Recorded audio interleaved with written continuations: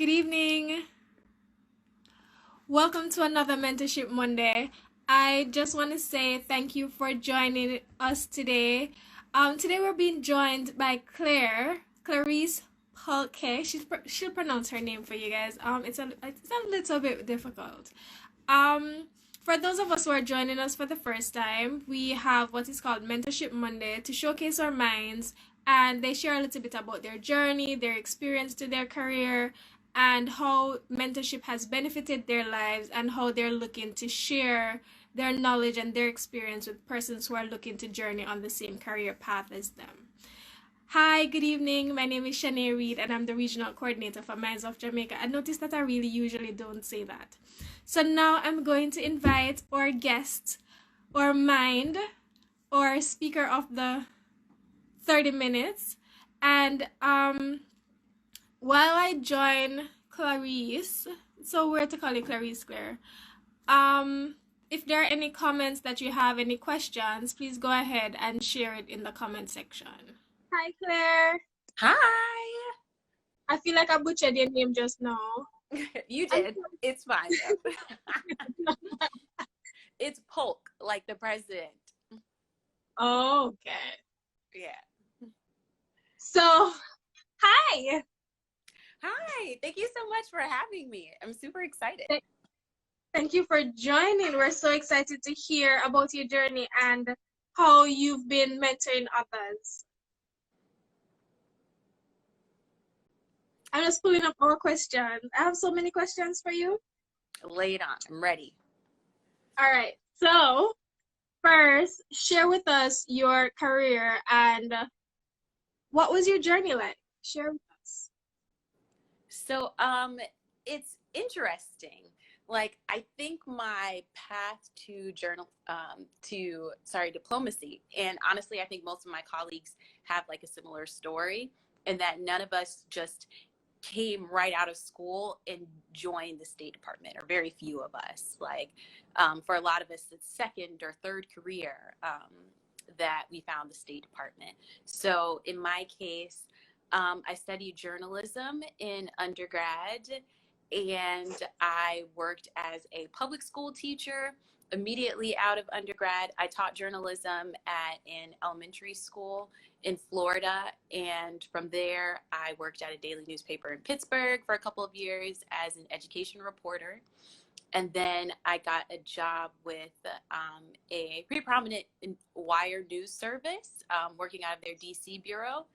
And I decided that I wanted to do something new. I wanted to try something new. I wanted to, I'd always been interested in international affairs. And I was actually just having a conversation with one of my classmates from undergrad. And he also happens to be a foreign service officer. And he said, you know what, Claire, I always kind of saw you doing this work. I said, well, you know what? I'm going to try. And I applied for a fellowship with the State Department and took a leap of faith. And the rest is history. All right. Well, it's always a leap of faith that gets us to where we're supposed to be. Yeah. So I appreciate that. You mentioned that you went to several universities. Yeah. They sounded like they're in the US. So can you share with the persons watching the schools that you went to and what that was like for you? So for undergrad, I went to Florida A&M University.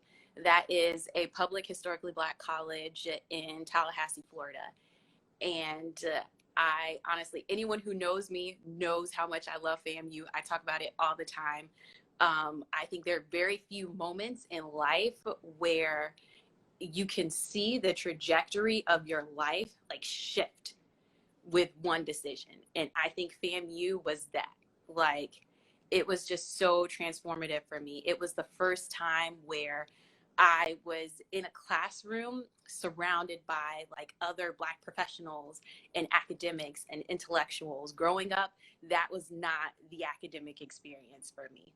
Like, I think if you're like a lot of young Black students, especially in the United States, can relate to being that kid in the classroom and being told that like you're that special unicorn, you're the smart one. So imagine my surprise when I come to a campus and I'm surrounded by other like brilliant Black unicorns. And that's what FAMU felt like. And it also gave me this heavy arsenal of mentors who are just ready to invest like unlimited time and resources into making sure that I would succeed not just in college but in life. And those are people who I still have relationships with, like to this day. So I think it was an amazing experience, not just socially, but also academically. Like African American history is a required course for every student at FAMU. And I think it was the first time where I really kind of was able to feel like part of something larger than myself. Like I developed this sense of loyalty and service to give back to my community that I'd never felt before. So that experience has really laid the foundation for everything that I've done after. And like I said, even me joining the State Department was through a classmate from FAMU who happened to be the husband of a person who who was my roommate freshman year. Her husband is a foreign service officer, and he's the one who inspired me to join the State Department. So like it all just comes full circle. So long story short, that's where I studied for undergrad. I got my master's at American University's School of International Service in Washington, D.C. Also a great experience. I had a ton of really good professors there who I still have good relationships with to this day, but my heart is always, always with FAMU, like forever Rattler. Well, I am also grateful for FAMU because of FAMU, you were motivated to be a mentor, and then here you are being a mind to our awesome mentees. So I love that. And you also brought up networking. Mm-hmm. Also brought up networking and that you created such a good relationship with other professionals.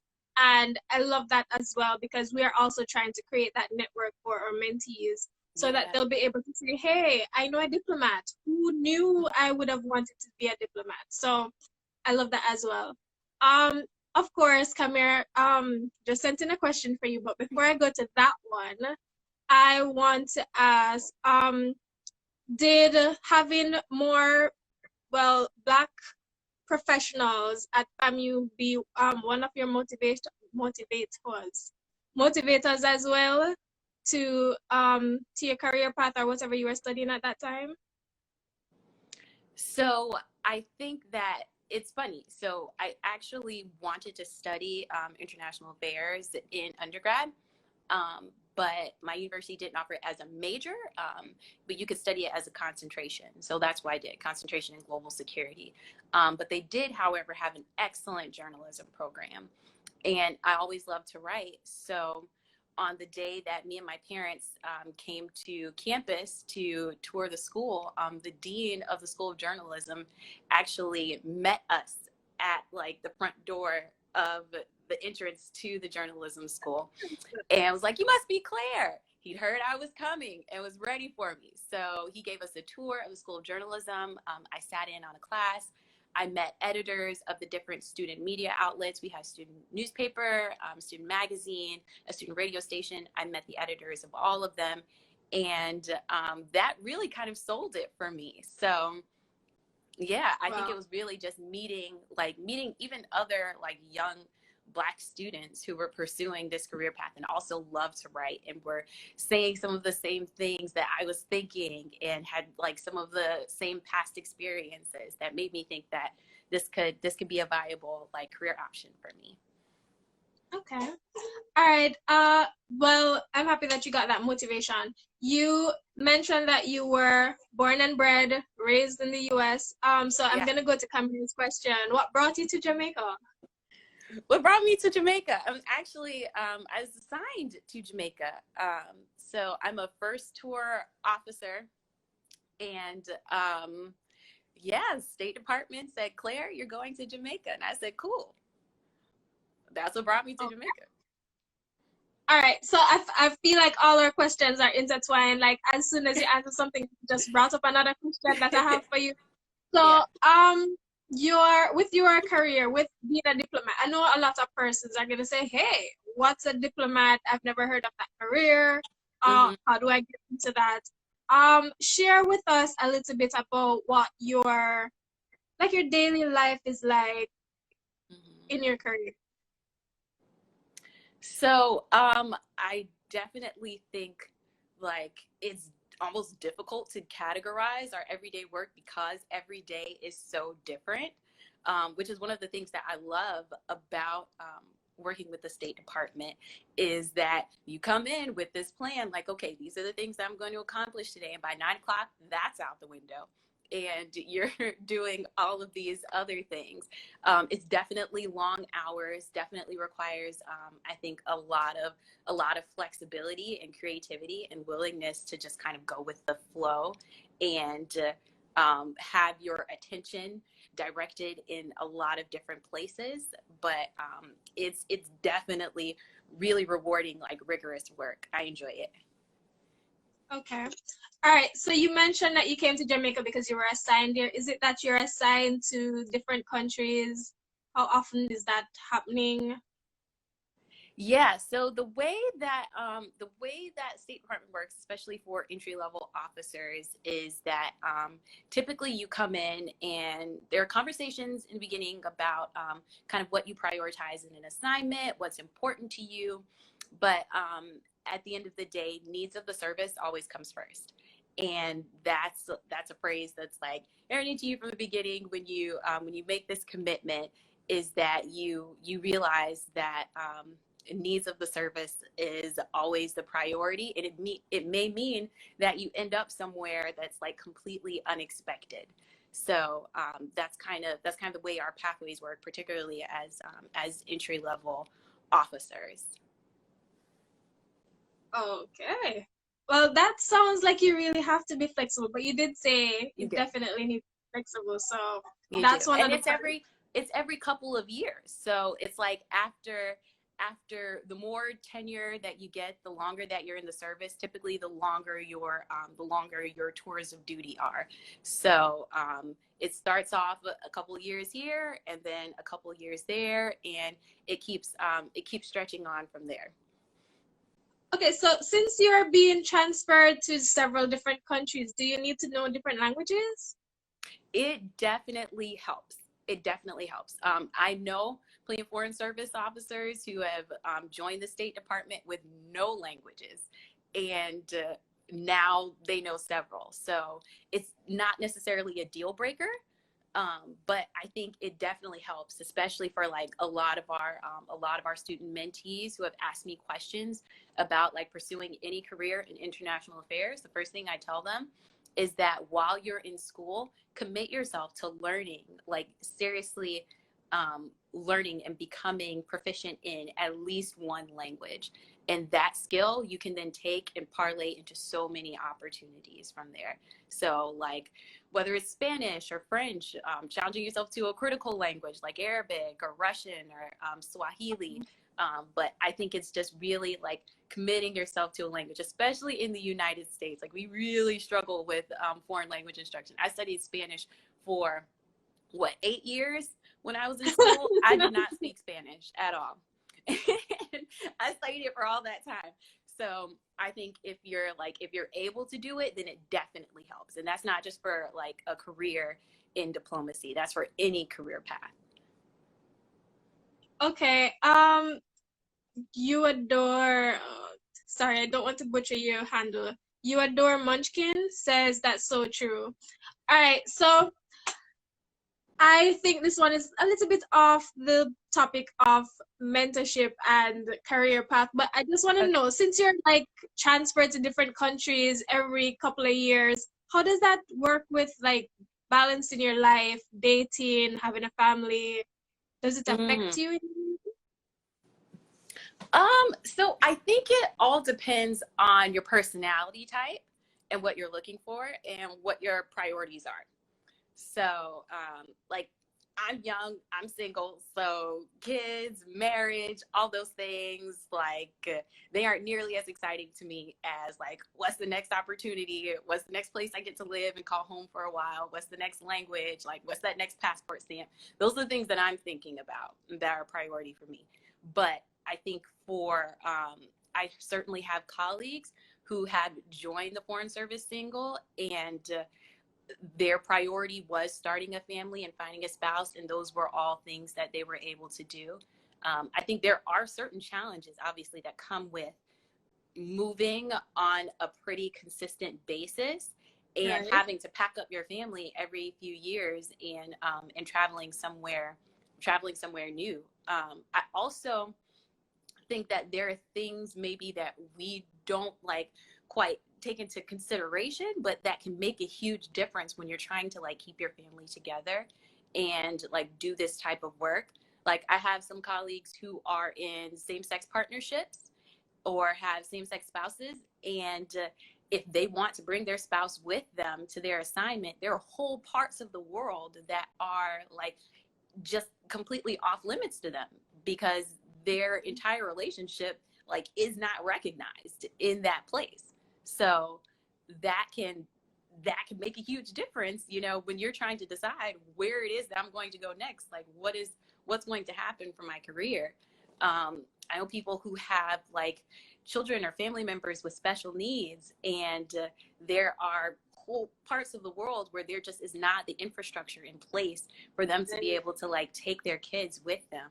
So there are like all of these challenges that kind of come into play when you start talking about having a family and doing this line of work. So I definitely think there's some self-sacrifice that happens there.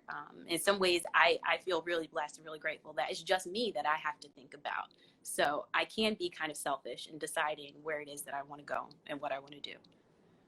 Right, because then you'll have to, all right, so to get into this career path, then you'll have to think, okay, so what are some of the things that I think I'm going to need 5 years down the line? Because you never know what parts of the Mm-hmm. world your career is going to take you. So I definitely get the part about being flexible. I think this gives Mm-hmm. me a whole different perspective, because when I think of flexible, I just think maybe I can work the weekends, or maybe I can do some overtime. But Yeah. your flexibility is like, how would I feel about living in Africa for 3 years, or living in Jamaica for 3 years? Mm-hmm. So, yeah, that's a different level. I'm so glad I'm not the one choosing this career path, because, Ah, sis, I mean, I'll say I don't. It's not for everyone, and that's okay. That's totally okay. It is not for everyone. But I also don't want this to be like daunting for people who are considering it, because there can be like I think such freedom in like opening yourself up to living in an entirely new part of the world and learning a language that you never saw yourself learning, um, and like building a whole new community of like family and friends that you never saw coming. I love our Minds of Jamaica family, and like I talk to you guys sometimes more than I talk to like my actual family in Florida. And oh, like I just met you guys a year and a half ago, so I think that like also just being open to the interesting new people that you'll be able to have the opportunity to meet when you kind of take those chances. right. It's more exciting than daunting, because thinking about joining a new culture, trying new food, meeting new friends, Mm-hmm. like that is also exciting. But then you Mm-hmm. have to also think, okay, what's my personality type? Is this gonna Mm-hmm. work for me? Yeah. Am I flexible? All of those things, they do come into, like they probably won't come up right away, but you have to Yeah. think ahead for your career path, which I think you have to do for any career path, actually. So it's just one of those questions. Absolutely. There's a level of control you have to relinquish. Like it's just it's out of your hands, and that's okay. And if that's where you're supposed to be, life is gonna put you there either way. So Yeah. you just have to decide. Yeah. Kamir, well, Kamir shared something with me, and then I realized I had the same stereotype in my head. like we both thought, when you talk about diplomat, we thought about different license plate. You got a different line at the airport. Um, it's Secret Service that meets with like Oh the my God. Prime Minister and President. So I know we're breaking down a lot of stereotypes for a lot of persons who are thinking, hey, I didn't know about being a diplomat or if it was available to me. Yeah. So I'm happy that you were able to share on that. But do you get special privileges like those? Woo. You said you get sweat. I mean, I don't know of any. Like, I can't think of any. But I will also say that I think that a large part of the work that we do is really dependent on us interacting with the general public and like everyday people in the countries that we're serving. So yes, there's a part of the work that entails like interactions with maybe high level political figures or like bilateral discussions, things like that. But like a huge part of the everyday work that we're doing is interacting with the general public. And that is like, that's really kind of the crux of the work that we're doing. So, and part of the reason why like I chose this career. Like I'm a bit of an idealist, so I always had a passion for like public service and writing and like educational and cultural exchanges. um, and I remember in Zambia I got to do a project with a group of young women where we talked about like reproductive justice and like sexual health. And it was I think one of like the most transformative experiences and outreach projects I ever got to be a part of. And that's just with a group of young women from the community. And that I think is at the root of a lot of the work that we do in diplomacy on a day-to-day basis. So a lot of the glamour and glitz that you see on what's that show, Madam Secretary, is Right. like, I think it's very far removed from a lot of the everyday work that a lot of diplomats that I know on the ground are doing. Okay. Um. Well. Well, that just kind of just put a light on the things that I thought. The privileges that you guys got. But okay. Another question that I have is, what are some of if I was a high schooler or somebody that's looking to choose my career path in college, what are some of the things that you think would be beneficial for this person to study?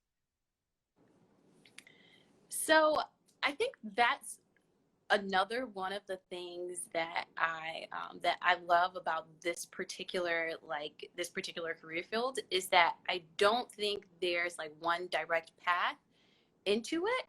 I studied journalism, but I have colleagues who have professional backgrounds like across the spectrum that just run the gamut.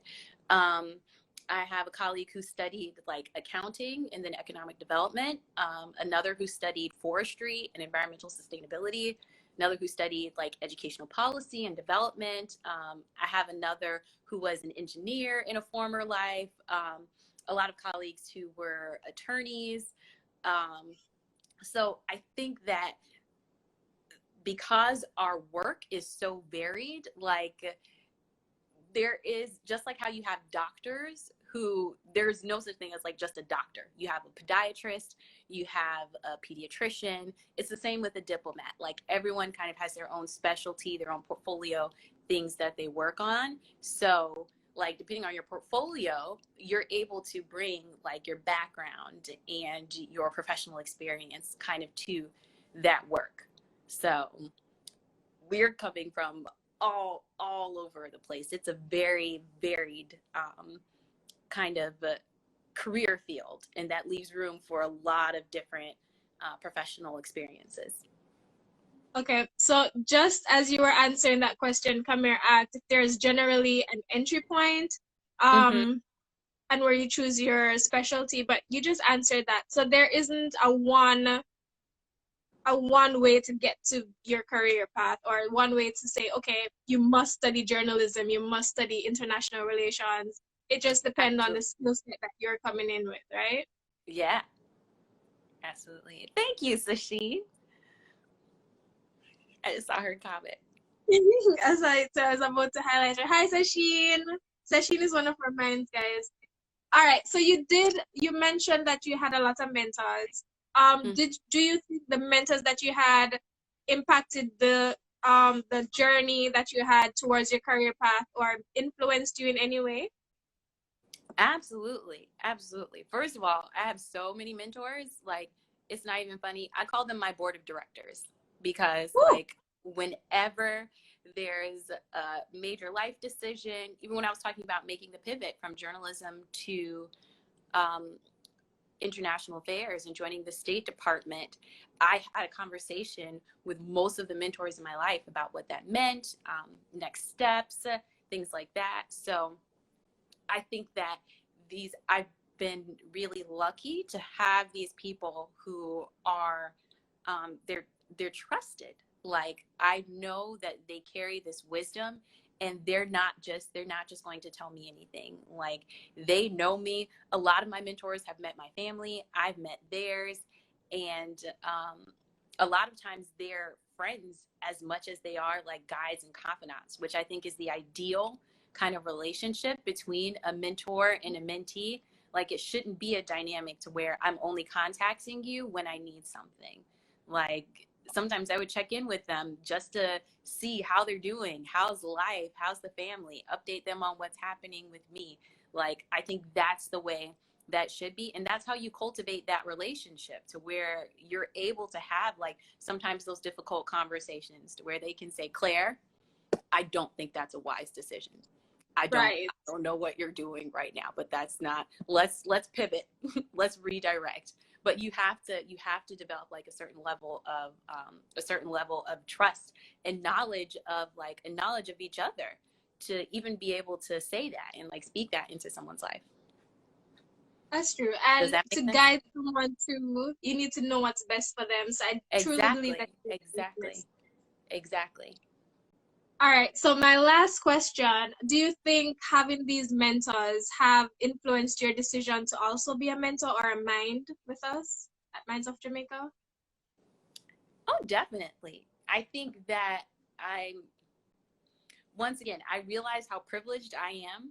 I have a lot of colleagues who have told me as an adult that like they never had mentors coming up.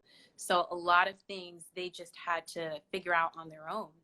And thank goodness, like those people were really resilient and sharp and were able to figure out their own way. But a lot of us aren't able. I'm not. I know I would not have been able to do it without having those figures in my life to be able to kind of guide me and give me that wisdom and sometimes like even directly intervene on my behalf to create opportunities for me. So I think it's almost like a responsibility to give back and make sure that you have other especially like young Black students and young Black professionals who are also trying to access all of these different career fields, like making sure that you're investing time in them and making sure that they have all of the tools that they need to be able to take advantage of some of these opportunities. I definitely agree. And having someone who's been there, that knows your experiences, that knows what you're going through and able to relate mentally, that's a big motivation for somebody who is, okay, maybe I'm not feeling like it. Let me reach out and do a mental health check with my mentor. And Yeah. that's enough, or that conversation enough usually is enough to just give you a little bit of push to just Yeah. get over whatever you are feeling. Um, I have a question from Johan. I don't want to butcher your name, so I won't bother.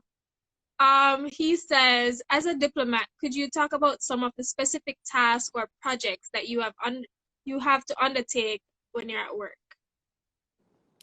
So that's the thing is that I think all of our roles are a little bit different. So like my specific role while I'm in Jamaica, I'm working in consular. So that runs the gamut from like American Citizen Services to fraud prevention. There's a lot of different services that we provide and kind of that our portfolio entails. But everyone's like portfolio is a little bit different. Um, like I have some colleagues who work in public affairs, so they're specifically doing like media relations, cultural exchanges. I'm sure you guys have heard of YLI, Fulbright, IBLP. They're working on programs like that. Education USA. I have colleagues in Paul Econ who are like doing different meetings and outreach projects related to like the political and economic situation in Jamaica. So it really all just depends. I So say that's again, like a standard State Department right? answer is when someone asks you a question, you say it depends. But honestly, it's true. It's true. So this too depends on your special set of skills that you're joining the position as. So with your expertise that you were mostly doing journalism and all of that. So then your tasks are then based on your skills, not the other way around. Kind of a little bit of both, And my career path, my career journey in the State Department is as a public diplomacy officer. So that's like I said, doing like media relations and things like that, cultural Okay. exchange. Yeah. All right. So just before we go, I just want to check, are there any other questions for Claire? All right, I'm giving them 5 minutes. While we're waiting on those questions, if you want to have Claire as a mind, as a person who would be able to guide you to a career as a diplomat, you would be able to go to themindsOff.com and you'll be able to connect with her there. Kamir just sent in a question. What are some extracurricular activities I can do in college to help prepare me? That's a really good question, Kamir. That's a great question. So some of the things that I did that I think made a huge difference. This wasn't necessarily an extracurricular activity, but I did study abroad, and it's something I'd highly recommend for any student. I think it kind of goes hand in hand with the studying a foreign language. I studied Mandarin Chinese, and I literally took an entire semester of Chinese. And at the end of the semester, like all I could remember was ni hao, like hello. And this was after an entire semester. But then I studied abroad in China the following semester, and my language skills like skyrocketed. It's crazy. Like I literally started dreaming in Mandarin. I got to the point where like I could go an entire day and interact like with my classmates and not have to use English. I see one of my Chinese classmates who is laughing because he remembers what a struggle. He remembers what a struggle it was. And I did not like start to turn the corner and really see a difference in like my language skills until I studied abroad. So I definitely recommend that as a really, I think, quality transformative experience that can help prepare you for even just living in a new environment and learning to navigate a new space where maybe you don't necessarily speak the language, or you don't look like everyone, or you don't look like everyone around.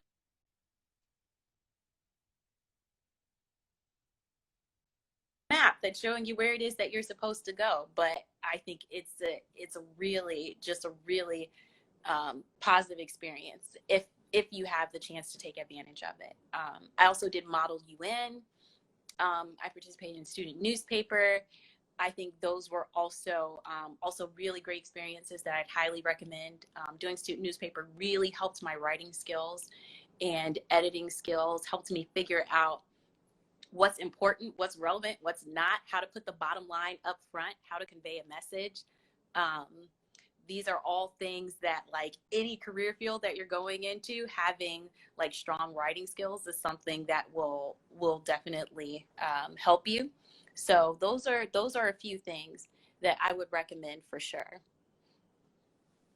About the foreign language one, I just want to add, if there are persons around. So, for example, when I was living on campus, there was this one of my floor mates. She was Brazilian, so I would ask her to speak more of your language because I wanted to do like small words or have small Mm, conversations. So that definitely helps as well. So that goes back yeah. to networking. Yeah. Um, Kamir just asked another one. Does pursuing a career in diplomacy, hold on, that just went off. Um, does it affect, does it have any effect on close family members? Like they have to operate in a certain, oh my God, more comments are coming in. Do they have to operate in a certain way specifically because I'm a diplomat? Um, so that's an interesting question. Um, I'm I'm at post like by myself. I'm single. It's just me and my bicycle and my yoga mat. Um, so I honestly don't know how much my family um, fully grasps, or anyone in my life for that matter, fully grasps what it is that I do for work. So I certainly don't think that they're adjusting their life or anything for that. My mom keeps telling people that I'm an ambassador. She says that because she's super proud, which I love, but I'm not an ambassador. So I don't think that they're adjusting like any part of their lives for that. I love that they've been able to come and visit me, and I definitely, that's something that's a priority for me. Like everywhere that I travel, I want to make sure that they have access to me. Like it's literally one of the things that I plan out. Like, okay, how close is it? How feasible is it to get like a flight here? Can like my nephews and my niece, can they make that flight? Can they travel? Like, is the housing able to accommodate like family members? Those are all things that are a priority for me because I want them to like go through this experience just as much as I am. Okay, on that answer, is it that you have some sort of choice in where you live, not just, all right, so not the country per se, but like where exactly, what neighborhood, what type of house. So you do have some choice in you where you live, right? Choice-ish. Again, you can say like what you prioritize and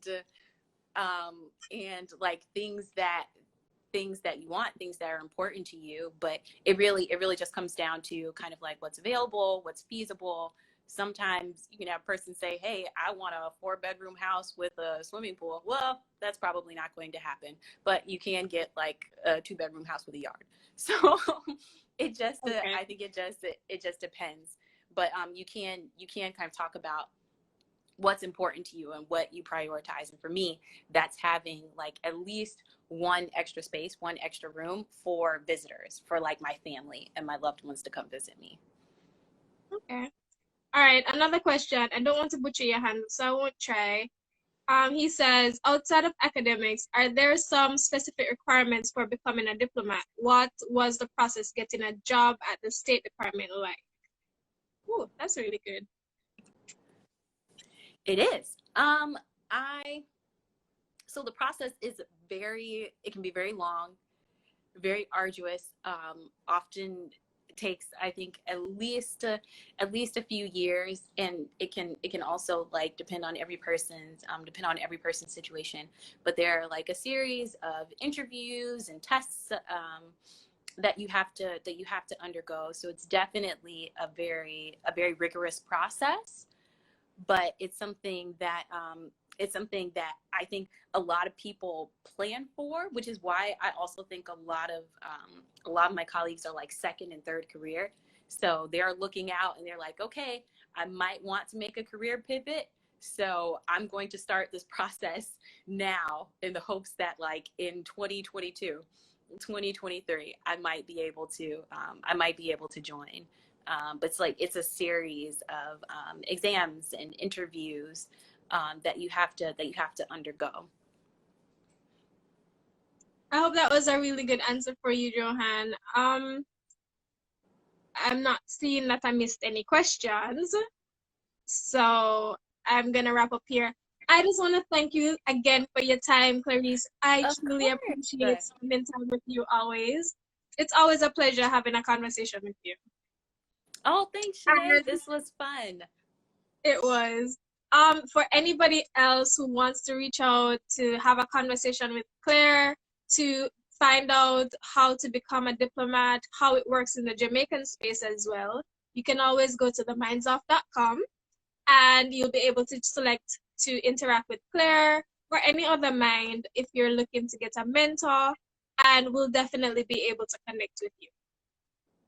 We'll also be saving our live session to our YouTube channel. So go ahead and subscribe, share it with your friends. It's Minds of Jamaica on YouTube. So just go ahead and subscribe, share it with your friends, tell your family members to watch the video. Claire, is there any last thought that you want to leave with our people? I think I just wanted to reiterate, because I think hearing about like a lot of the unknowns in this career path can sometimes be a bit daunting for people to think about. But I'm really passionate about this line of work, about diplomacy. It's not a decision that I made lightly. And I think if someone is considering like a career in international affairs or in diplomacy, definitely don't give up on it, and don't let don't let those factors deter you. And if you have any other questions, or just want to kind of chat about what your career kind of could potentially look like in international affairs, and ways to take what you're interested in and potentially turn it into something that could take you overseas and allow you to travel, then I'm more than happy to have that conversation. So that's all. Themindsoff.com. Look for Clarece Polke, and she can be your mentor, guys. Thank you, Claire. Bye. Bye. Thanks, Shanae. You're welcome.